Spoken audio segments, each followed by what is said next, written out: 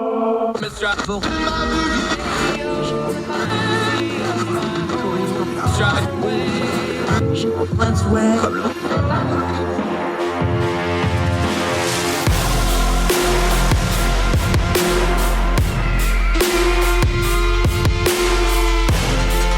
your host, Andrew Donaldson. This is Heard Tell.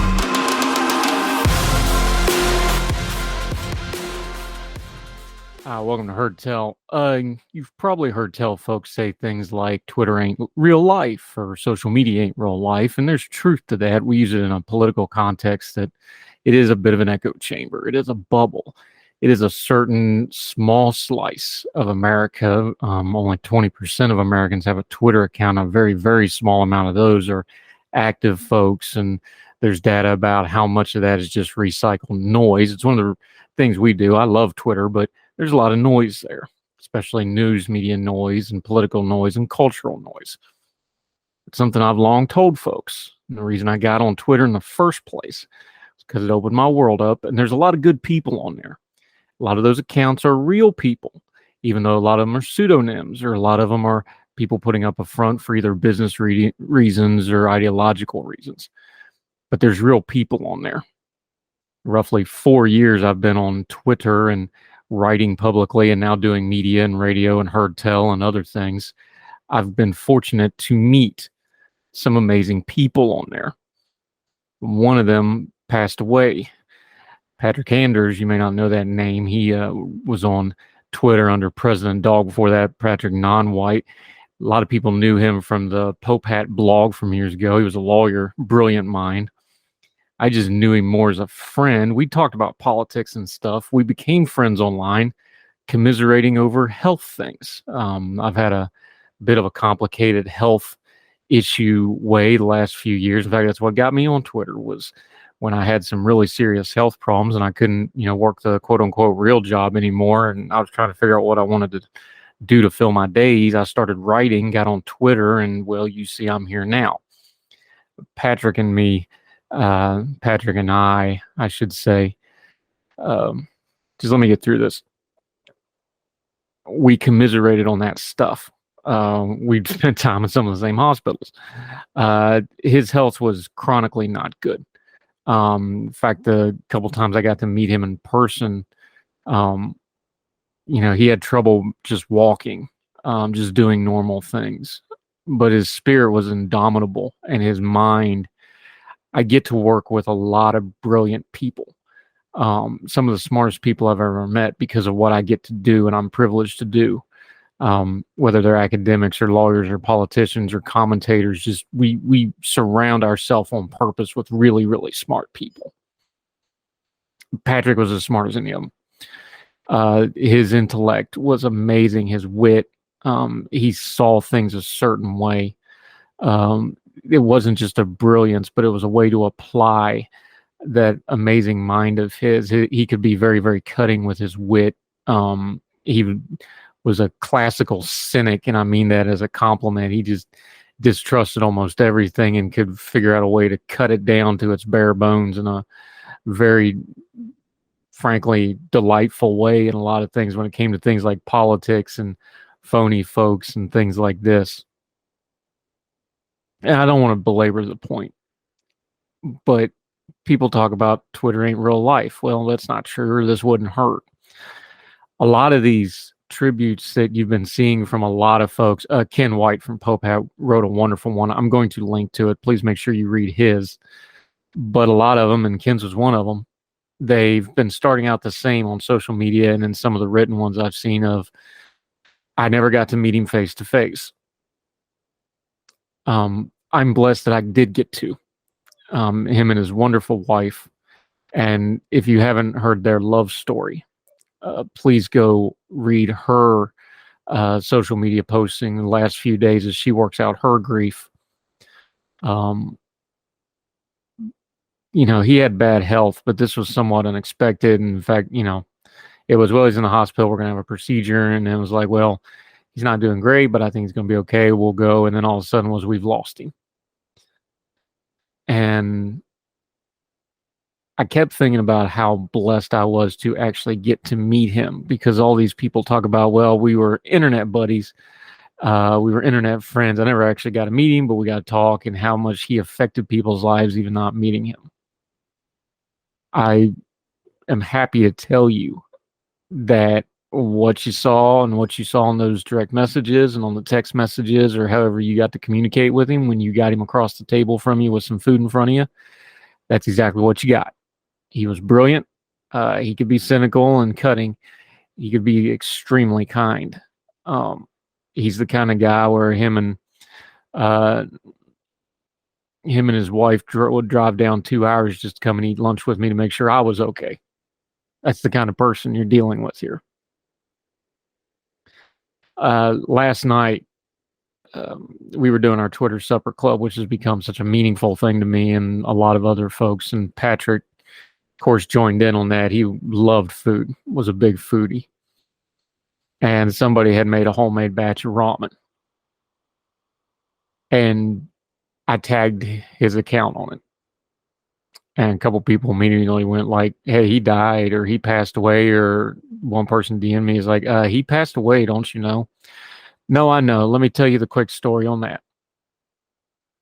The first time I was supposed to meet him and his wife, we were going to go to this ramen place. He had been talking about it for months.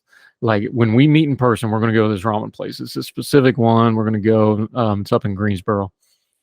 We were going to go. And the day comes. I'm all excited. I get about halfway up there. It's about a 2-hour drive. I'm about an hour into the drive. And I had an emergency at the school with one of my children. And I had to turn around and go back.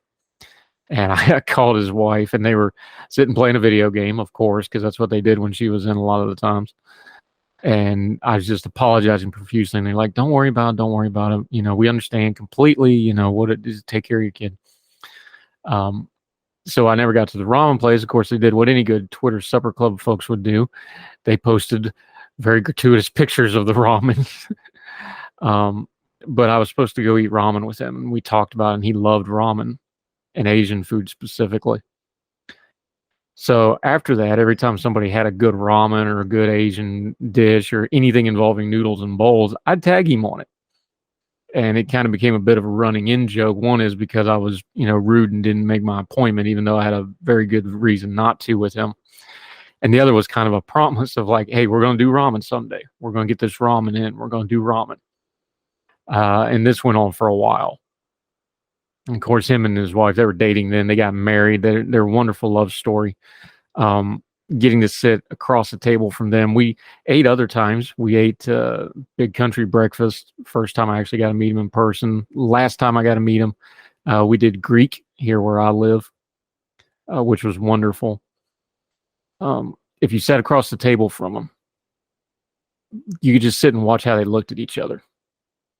I told her after this happened, we were just messaging, and I was trying to come up with something to say to try to be, you know, just express how much we were so sorry. And I told her this, and it's the truth. I was like, for the last, you know, year or so, it doesn't matter what the conversation with Patrick started out as, if it was political or I'd ask him a lot of legal stuff or things like this, it always ended up the same, because we'd talk about her, because all Patrick ever wanted to talk about was her.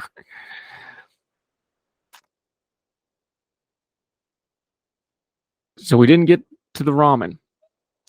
I'll never get to eat ramen with my friend. So last night I tagged that bowl of ramen on purpose.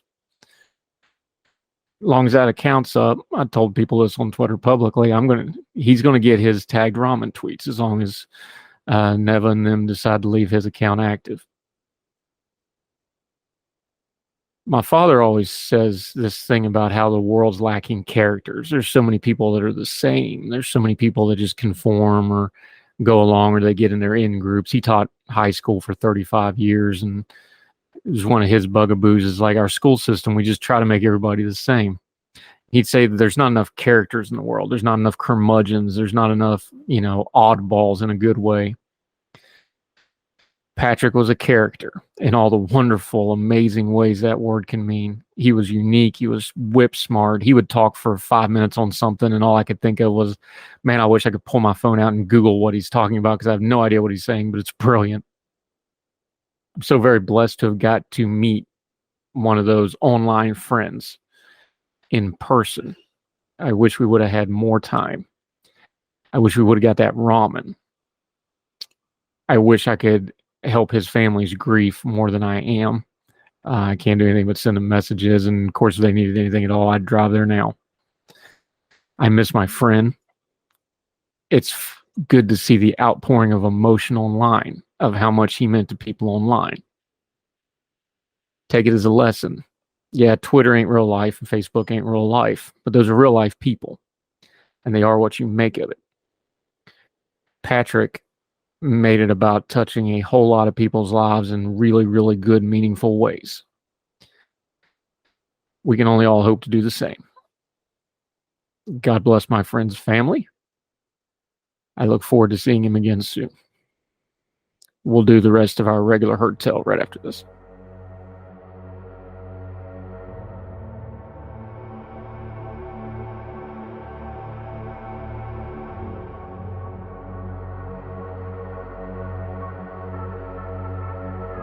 What's the easiest choice you can make? Window instead of middle seat? Picking a vendor who sends a great gift basket? Outsourcing business tasks you hate? What about selling with Shopify?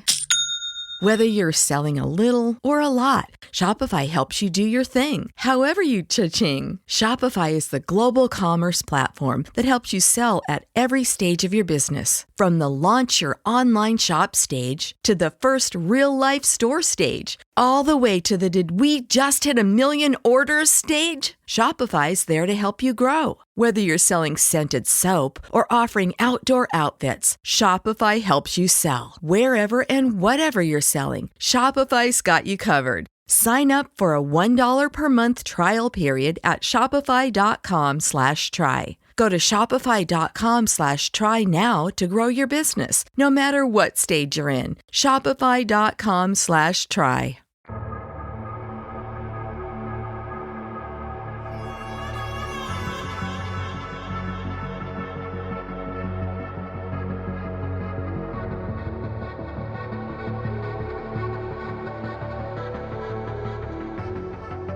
Going back to Hurt Tell. You may have heard tell a hurricane has hit Puerto Rico. Hurricane Fiona dropped 30 inches of rain. Of course, the winds and all that on Puerto Rico.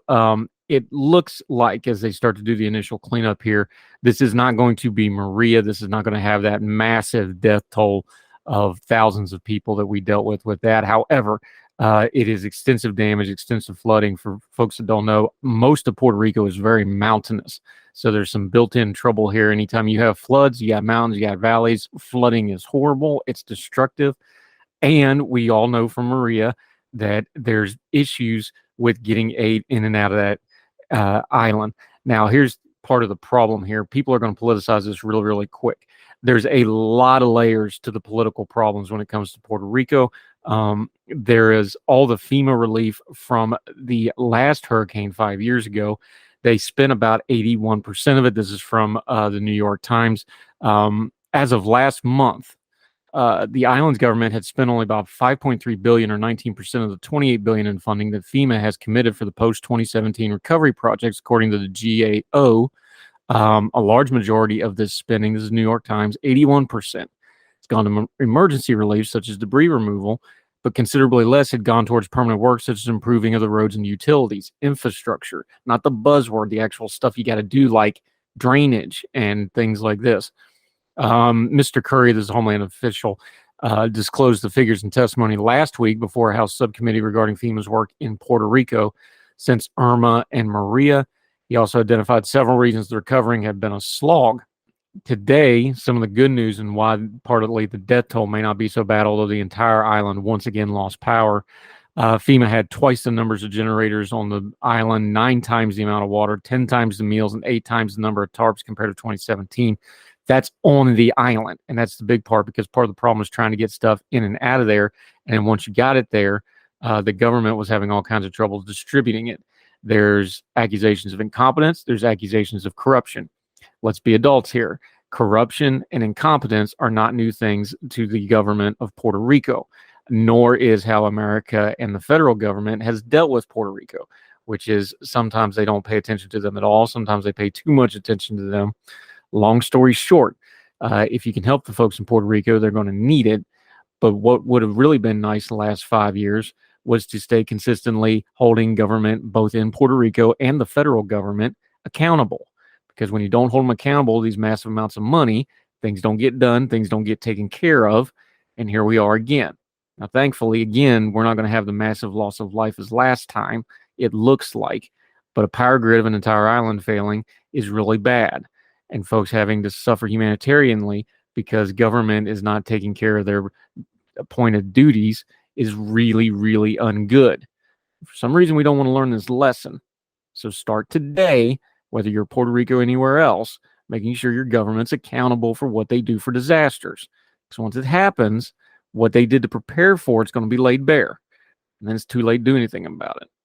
We'll have further coverage of the Puerto Rico storm. We'll figure out some charity stuff like we always do and post some links for you to help those folks out. Pray for them. And we'll be back with more Heard Tell right after this.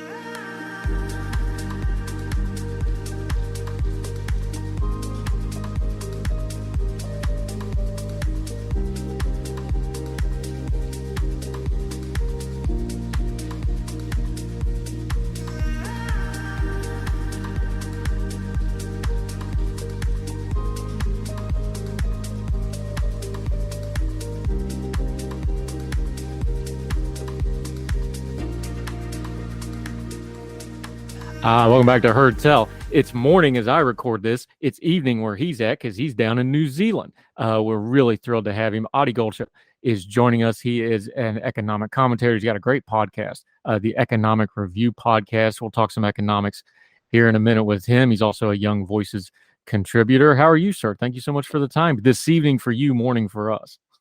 I'm great. Good evening, sir. It's a pleasure to be with you. I really appreciate it. Let's start here, though, because I always like having a wider perspective on these things, an outside perspective. You were writing in the Counterpunch about immigration. Now, here's one of those things that when we talk about it all the time, this has become so much buzzwords and so much slogans and so much culture war and so much politics. People forget that immigration, your background's economics. This is actually a real nuts and bolts thing when you turn down all the noise on it. And as you started to highlight, the numbers are kind of startling when it comes to U.S. immigration. And let's just preface this. We're talking about legal immigration here, legal visa holders, legal green card holders. We're going to set the illegal immigration southern border. We're going to set that to the side for just a second. These numbers are rather startling once I read through your piece and looked at them. Yeah, absolutely. I mean, like you said, the first thing that we have to remember is that, behind all the political rhetoric, immigration is a tool. Every legislature around the world can use immigration as a tool. And, a country like the United States is fortunate enough to have people from all over the world that want to come there and live there and work there. And so, of course, they have to have some sort of immigration policy, and it's up to them. It's up to the legislature, up to Congress to make sure that they use that as a tool in the most effective possible manner to improve the well-being, the lives of the people, of its own citizens. And currently, it's not doing that. And we just learned through the COVID shutdowns, when we had all the shutdowns and, of course, travel restrictions and things like that, one of the reasons these economic numbers don't make sense to people, because it doesn't make sense how you have a labor shortage and low unemployment both. There was almost no immigration for almost 2 years and very little immigration. And it blew a hole into the labor market, especially the service sector labor market, where a lot of those folks enter the U.S. economy. We got data now. That kind of a buildup on top of it. And you highlighted in your piece, things weren't well before that. I almost fell over reading this, and it takes a lot to shock me. You said barring extensive reformed immigration policy, it's on pace to take almost 2 centuries to complete the backlog on green card application. Can that number even be right? And that was before COVID's just showing how bad this is. It was already like this. Is that right? Like you said, there's been a massive problem with COVID. Here in New Zealand, we have a similar problem. We have two for every unemployed person, we have 2 job openings. So there's a massive problem with labor shortages, and especially in certain skilled professions like engineers, software developers, certain specialized STEM fields, especially. There's a massive labor shortage, and the best bet that the U.S. has to fix that is immigration. There's no way that they're going to be able to fill that with domestic workers, just because enrollment rates, especially programs like electrical engineering, they've been declining over the past two decades as demand has been soaring for people who are skilled in those sorts of professions. So that's the first thing. And the second thing you mentioned was the 196-year backlog. So the way the U.S. currently processes these H-1B applications. So once you get your H-1B, your work visa, then you sort of get in line to get your green card. And depending on what country you're from, you go in sort of different brackets. So if you have, if you're a very high skilled employee, you have a master's degree or, 10 years of work experience, something like that or more, you go into the EB2 category. If you don't have those sorts of skills, you go into the EB3 category. And that's where you get extremely long waiting times, especially if you're an unskilled, and the way they define unskilled is just, you don't have a master's degree. So you could have a bachelor's degree, you could be qualified in your field, but you'd still be unskilled to them. And so those people are waiting, 196 years. That's at the current pace. It's absolutely absurd. Yeah, let's do some of the nomenclature here, because one of the ways you get away from the buzzwords is this is legislative. There is black and white law involved here. For folks that maybe aren't familiar, let's just make sure everybody's on the same song sheet here. Talking high skilled labor, STEM stuff, things like this. It's H-1B visas. Just for folks, so everybody knows what we're talking about, explain the H-1B visa program, because that's another one of those where it's become a buzzword people throw around. I'm not sure people really understand how it works. Yeah, it's confusing to understand if you haven't been through it yourself, just how convoluted the entire system is and how complicated it is. So the way most people come to the United States if they want to work here, especially from places like India and China, they come here as students, undergraduate or postgraduate. They come here, they get their degree. And after that, they're eligible to work in the United States through something called OPT. And that gives them the ability to work for 1 to 3 years in the US. Once they get hired by an employer, they can sponsor them for what's called an H-1B visa. That's basically a work visa. So your visa is good as long as you're employed, and your employer sponsors you. And eventually, your H-1B visa, after you've been on it for a certain amount of time, depending on what country you're from, there's a delay between the time you get your work visa and the time you get your green card. Your green card is your permanent residency. So after that, you're no longer dependent on your employer. You can be fired. You can switch jobs freely. Your visa status is no longer tied to your job. And so that's sort of the pipeline. And then after you've been on your green card for, I think it's 5 years, you become a citizen. Now, this is something that's controlled by Congress. You touch on it in your piece. They set the levels on these things. The problem is, we understand this is a hot button political issue. They should be adjusting it. We just had the census, so we know the data numbers. We just had COVID, like we said. We know there's economic holes to be filled here, but they're not adjusting these numbers as time goes on, and at least they're not adjusting them to keep up with the current situation economically as it exists on the ground. When you look at things like the census that you talked about, us not being able to fill these workers any other way. Look, economics, when you get down to it, it's a math discipline. There's some hard math here. We don't have enough workers for the size of the economy we need. We're not producing through the birth rate enough future workers. This is really a math problem when you get down to it. And then that needs to be the policy focus instead of the other way around, where we're looking about is like, oh, well, we want U.S. jobs. That's a fine thing, but the math don't match up. Yeah, exactly. And at a certain point, you're not going to be able to domestically fill those jobs. There's just not enough people skilled in that profession in the United States. And the shortage is so severe that even if you start to push people into STEM careers, that's going to take decades before it materializes. And even then, it's at the current trajectory, you could double them. You still wouldn't be able to keep up with China or many of our foreign policy rivals. So there's absolutely an essential reason why you need immigration here. That's undoubtable. And like you said, illegal immigration, that's a whole different story. But as far as legal immigration goes, Congress has that in its control, and it hasn't adjusted those levels in literally decades. And the limit on how many H-1B visas can be issued every year, the limit on the number of people that we let in, those haven't been adjusted in decades. Our population has increased significantly. The number of jobs has increased significantly. All those sorts of things are increasing, and yet immigration just isn't keeping pace. You can't keep levels at 1990 levels and expect that everything will keep running smoothly. Yeah, and let's have an adult conversation about this real quick, because China is one of those things people want to bring up about, that's a competitor. That's the economic competitor to us. China's workforce is 700 million people, just their workforce. Our entire population is 330 and change and growing. That disparity, we can make up some of that with technology and industrial might, but that's just the reality in the world right now. So the only way you're going to compete with that is better quality, more efficient workers and a more efficient economy, right? Because you're never going to beat those numbers out. And again, I hate to keep harping on it, but this is just the facts on the ground.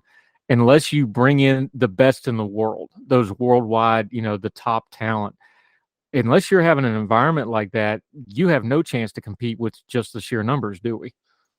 Well, the advantage that the U.S. has is that people from all over the world desperately want to move to the United States. That's not the case for China, right? There's not millions of people waiting and working and doing everything they can to move to China. That's just not a situation that they're in. The United States has the ability to literally welcome in as many skilled workers as it wants from every corner of the world, and those are the types of people that are literally on the doorsteps, banging on the doors that want to be let in. And so, first of all, that's a huge advantage that the U.S. has that China doesn't. And even if we look at the numbers at a per capita level, like you can think about how China has 4 times the number of people as the United States, but on a per capita level, they're still producing more engineers by almost a factor of over 2 times. And so that's forget about the population disparities for now. They're still absolutely wrecking us, or wrecking the U.S. on those metrics. Yeah, Aadi Golchha joining us from New Zealand. Is that a better way that we should be discussing this in our media and our social media and our conversation with economics, instead of the buzzwords, instead of the culture war side of this? Should we be talking about it in a positive way like that? It's like, hey, we're still America. We are America. We're the city on the hill. Everybody wants to come here. Would that be, I know it's not a policy argument, but it's an effective argument. Is that a better selling point to bring folks into this discussion that way, instead of the other way where it seems to be a dead end of just saying the same thing we've been saying for 20 or 30 years when it comes to immigration?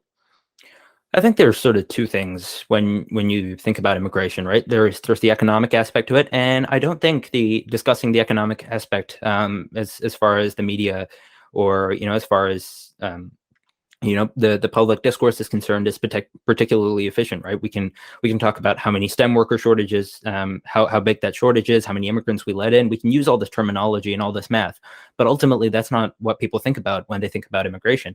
They think about, well, we're going to let in 1 million people from China. What's that going to do to the culture? What's that going to do to my city? What's that going to do to my neighbors? What's that going to do to my school?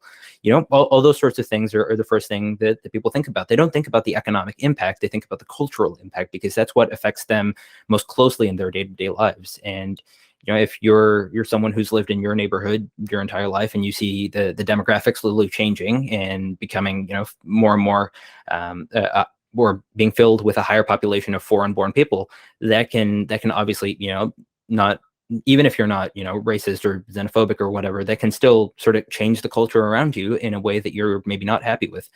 And so that's what people think of. So it's important to stress here in the public discourse that even though the other side may seem far-fetched, the economic side may seem far-fetched, ultimately that's going to have a much bigger impact on you, even if you can't see it. Yeah, and how do we've talked about it on this program before. We try to take a big picture approach to these things. How do we bridge that cognitive dissonance? Because you have people that say, we want to compete with China, we want made in America, we want to bring back manufacturing, but they like their cheap stuff at Walmart and they like their cheap stuff off Amazon. But they never put the 2 things together and understand that, hey, because it's a complicated thing to explain, global supply chains and economics to folks. Although I think things like COVID, people maybe have a little bit more of an awareness now of it, which is a good thing. How do we bridge that cognitive dissonance? Some people would call it hypocrisy, of like, well, they want these cheap goods, but you're going to have to do business with China because that's the other major economic superpower. How do we start having that conversation in a productive way where people start putting 2 and 2 together in their everyday life, like you were saying? Well, there's sort of going back to sort of economics, there's a comparative advantage factor here. And I think the first thing that I just want to stress is we want American jobs. That's not a zero-sum game. When immigrants come here, they're not just workers, they're also consumers. So when an immigrant comes here, they need a house to live in, and someone has to build that house. Their kids need to go to school, so someone needs to be a teacher, and someone needs to build a school, and someone needs to build a classroom. So when they come here, we can't just look at one side and say, well, look, they took up a job. They're also consuming and working and doing all these things and producing value on the other side that creates more jobs. And there was a book out from Professor Leah Boston at Princeton University just a few weeks ago that talked about this. Immigrants create more jobs than the one single job that they take up. So first of all, that we want American jobs, and that's why we want to keep out immigrants. That argument just falls apart as soon as you look beyond the surface. And then there's this sort of other side to it, is that we want cheap goods from China, that sort of thing. Well, then there's a comparative advantage, right? The reason that Chinese goods are cheaper is because labor is cheaper in China. And so ultimately, as long as labor is cheaper in China, goods are going to keep coming from there. And ultimately, if China keeps on getting a more and more skilled workforce, ultimately they're not going to have that comparative advantage, and it'll be somewhere else in the world that has cheap labor. Right? There's plenty of countries in the world. China may be the manufacturing hub of today. It may be Africa tomorrow. It may be somewhere else the day after. And so it doesn't mean that we're necessarily going to lose access to cheap goods. It's just China has been, for the past few decades, where labor has been the most lucrative for companies in America, mostly. Yeah, Aadi Golchha joining us. We're going to talk about those labor markets. We're going to talk a little bit more about China coming up. We're talking immigration with our friend from Young Voices. Some real nuts and bolts economic stuff that affects us day to day. More with Aadi Golchha as Heard Tell continues right after this.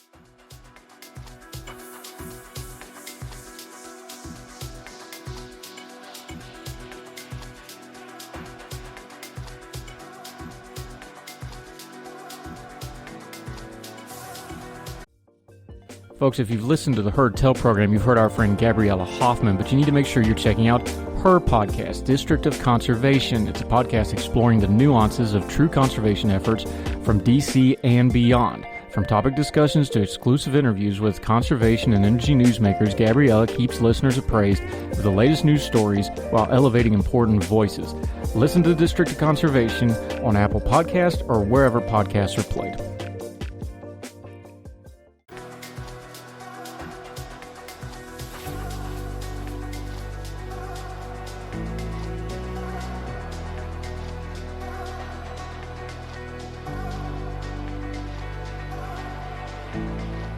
Welcome back. We're with our friend Aadi Golchha. He's down in New Zealand, but we're talking immigration right here in America because that is a worldwide global issue, believe it or not. We were just talking labor markets a little bit. We've been talking about China. We're going to get to China in a minute too, because you've been doing some writing about them. Things don't always stay the same. So even though China's got all kinds of advantages, we've talked about their population advantage. Of course, we understand their dictatorial system of government. They have control over that workforce that gives them an advantage in some respects. There are other countries, sometime they're projecting maybe as early as next year, India is going to surpass them in population. That's more of a friendly country. You mentioned them specifically in some of these HP1 visas, that like folks from India, engineers, folks like this, high-strung, that there's people on the waiting list now that may die before they get their paperwork approved to come to the country. That not only seems like bad policy, it also seems a little bit unfair.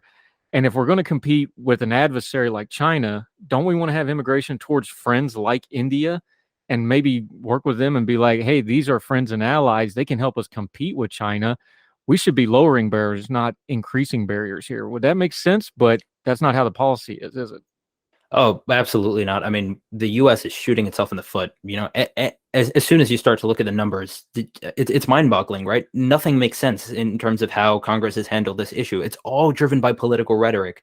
None of this is based on the math, and it doesn't make sense to make someone wait, 200 years or something to move from their H-1B to their green card. Not only does it wreak havoc on that one individual's life, it discourages people.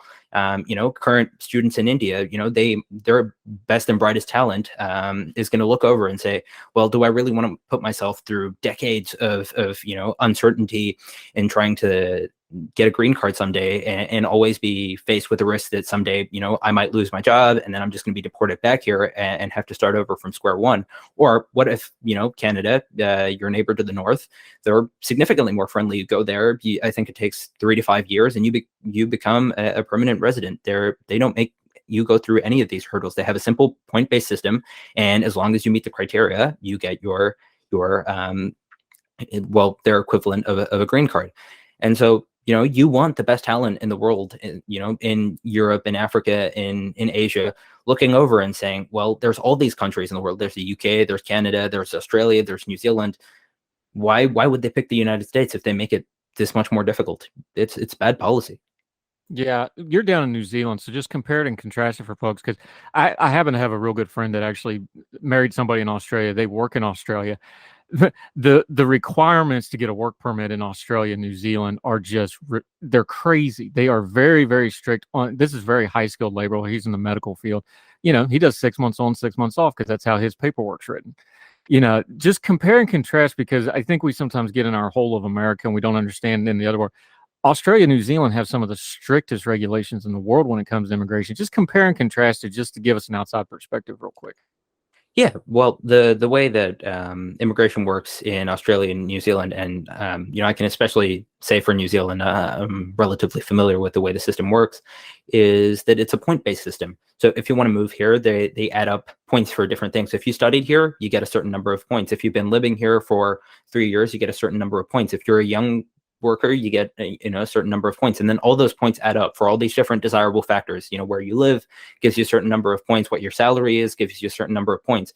And if based on your point total, if you're determined to be above the line where we view you as a desirable candidate, then you get your visa.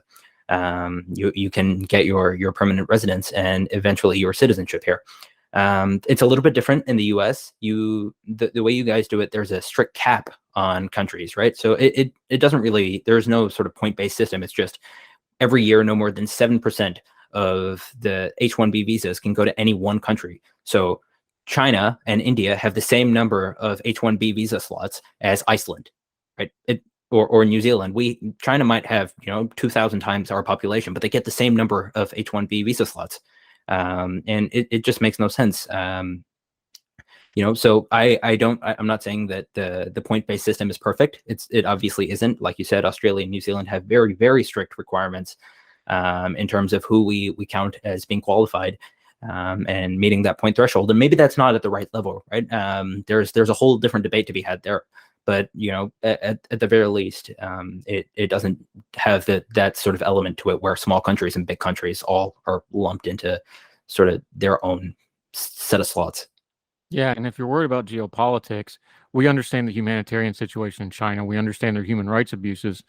Why in the world would you, again, just to use the example because they're comparable in size now, why an ally like India, who's been a long-term ally, who's been a friend to America, who has a long-standing immigration system coming to America that's well known, why in the world would you give them the same footing when one is adversarial and one of them is a developing economy that we have spent a lot of foreign aid money going to them as well? It just makes no sense geopolitically, let alone economically. Well, yeah, that's one of the things that I've always found most puzzling, and this is not in no way exclusive to the United States. Australia, New Zealand, Canada, they all sort of have this intrinsic problem with their immigration system, is that they don't differentiate between where people are coming from in terms of requirements, right? So another aspect to this might be how employers view education. So US-based employers might view, if you're coming from the UK, they might see a UK university and think, okay, well, that's I'm going to accept this qualification. They may not think the same for India, and they may think even less of Chinese qualifications, or the other way around. And we're just not differentiating based on what countries these people are coming from, the requirements that we're setting for them. And so there's obviously those sorts of factors, right? And we have the U.S. Congress specifically has the ability to use immigration as a foreign policy tool. It not only has it not taken advantage of that, it's doing exactly the opposite. It's just leveling the playing field. It's lazy, honestly. Yeah, and you touched on it in your piece. Also, the folks that are more concerned with immigration that's bad, illegal immigration, overstayed visas is a problem, things like this. Well, one of the ways you fix that, though, is to get the legal immigration side of it, the house in order. You talked about things like the Dreamers. You talk about the HB1 backlog. Those things all make illegal immigration worse because they gum up the system and then people start trying to find ways around it and so on and so forth. It really is a self-defeating thing to have bad immigration policy, especially if you're one of those folks that are saying, hey, we only want legal immigration. Well, the first step in that is to have coherent and consistent legal immigration policy, isn't it? Yeah, absolutely. I don't think. I just want to preface this by saying that I don't think that the fact that any country has a poorly thought out immigration policy is a justification for someone just saying, "Well, to hell with it. I'm just gonna not worry about the immigration system and just go there illegally, go there as a tourist, and just overstay my visa." I don't think it is a justification that if you don't like a country's immigration policy, you're just going to go there illegally. That's a whole different situation. But as far as making the problem of illegal immigration worse, well, absolutely. We often hear get in line to illegal immigration, to illegal immigrants, right? You have politicians say, well, if you want to come here legally, get in line. Well, the first step to that, you got to give them a line to get in. Absolutely. The line to get in is the problem. I hate to go back to the language of it, but I have to, because the way there's got to be a better way to discuss this, doesn't it? Is it a nomenclature problem? I know we do illegal immigration, legal immigration. The visa system's kind of unwieldy to get into a social media conversation by a normal person. I know you're an economist by trade. What's the better way to talk about this? Is it the human factor of it? Is it the political factor? Is it the economics of like, hey, we need more people to have a bigger economy and, rise all boats, that kind of an argument? What's a better way to talk about this? Not for the professional pundits, the normal people, when they're just discussing this on Facebook or Twitter or with their families or whatever. There's got to be a better way to talk about this, there, doesn't it? Well, I think the first step is there's a lot of myths, there's a lot of fear, there's a lot of empty rhetoric. Immigrants are going to come here, they're going to take your jobs, they're going to change the American identity, the American ethos. They're going to bring their culture, their values, their religion, all those sorts of things here, and it's going to change your culture. It's going to change your society. And maybe if you're someone who's been born and raised in America, that's something that might scare you. And so, firstly, there's those sorts of myths that have become all too pervasive in the immigration conversation. But like you said, I'm not sure there is one particular way that you can start talking about immigration that changes the whole conversation and that makes someone who was previously so scared of immigration suddenly open to immigration. That's one of the things with a lot of political topics, is that people believe what they believe and they're firm in what they believe, and to change that often requires, it's a slow progression. So I don't think there's any instant immediate fix in terms of how we talk about this. It's just all of those myths that have been clogging up this conversation for so many decades have to start unraveling, and the only way to do that is to look at the numbers. We need a speech from Joe Biden or whoever the president or the leader of this in Congress is to say, hey, here are the numbers, it's undeniable. And that's, I think, the most straightforward way to get through.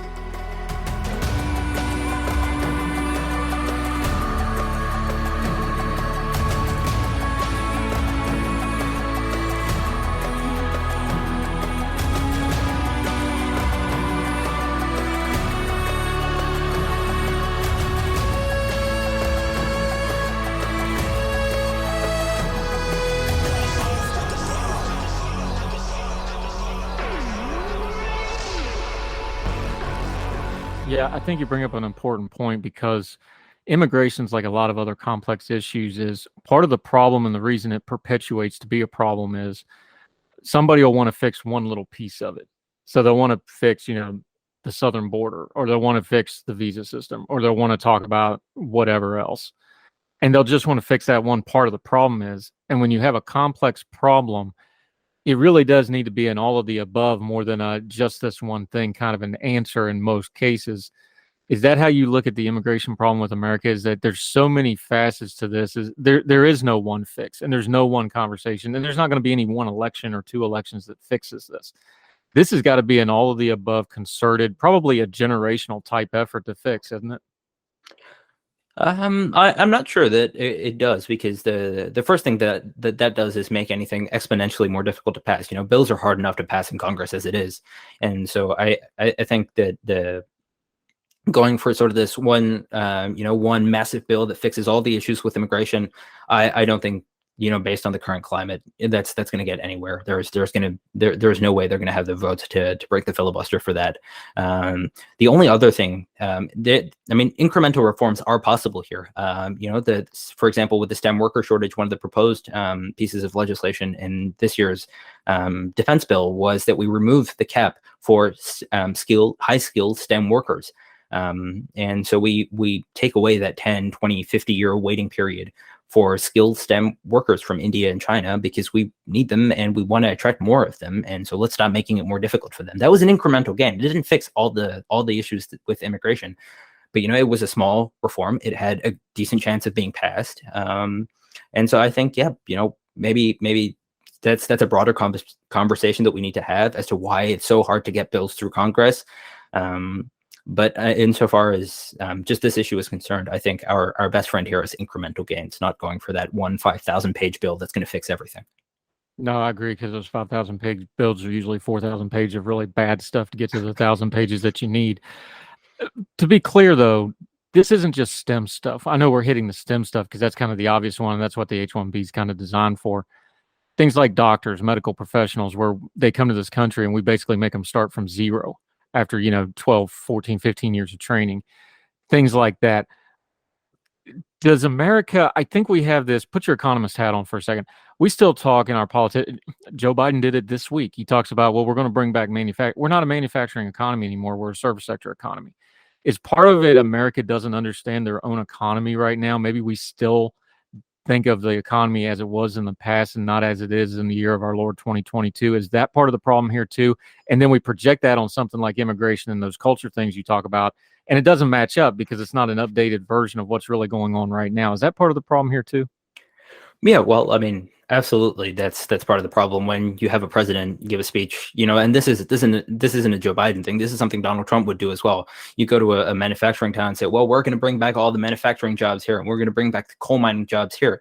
Well, the only way the government can do that is by incentivizing it. And I don't think that's the right path for any government to go down, where it's looking at, an industry is getting more efficient. It's becoming, it's cutting costs. It's becoming better for consumers. It's innovating. And you go to them and you give them an incentive to basically, crush all the progress that they've made, crush all the advancements, and say, well, we're going to do it the old way because the old way meant that you get, more workers. There's been countless innovations like this, right? We had text-to-speech software that replaced a lot of typists.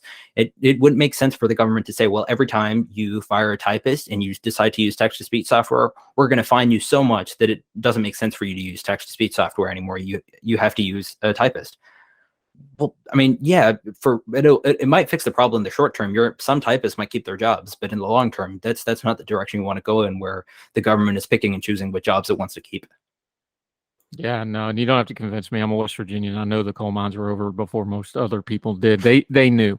Everybody always asks me, like, what are the coal miners? They're like, no, they knew 50 years before the rest of the country that it was over. Just, you don't have to tell them. Aadi Golchha, outstanding stuff. We're going to link to all of this. His full piece on this immigration problem is in Counterpunch. We're going to link to it. Read the whole thing for yourself. A lot of good linked data points in there you need to read through. We're going to have you back again because you've also been writing about China. We'll get to that some other time. Let folks know, until we see you on Heard Tell again, where they can follow you, what you have going on, how they can keep up with you, my friend. Well, the best place to follow me is on Instagram at Economics Review. That's my podcast, and on Twitter at Aadi Golchha. Yeah, and we'll link to all his pages. He's also on the Young Voices pages. He's an AA, so he's the very first one because it's alphabetical. So he's real easy to find. Great podcast. Make sure you check that out as well. Aadi Golchha, thank you so much for the time, sir. Great information. Enjoyed talking to you. We'll do it again real soon, my friend. Thanks so much, Andrew. Looking forward to it. Thank you, sir.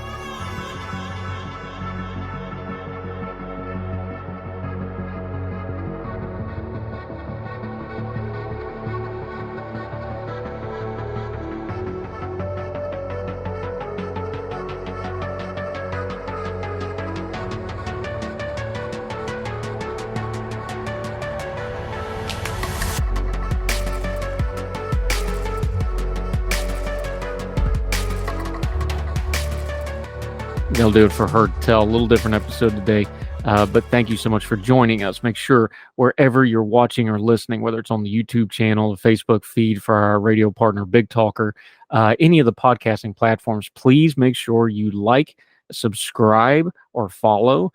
and leave a comment and a rating if they give you the option to. It's really important for us because it lets other people know and let those platforms know that you're watching and listening. Because if you ain't watching and listening, we ain't got nobody to talk to. This is a joint effort.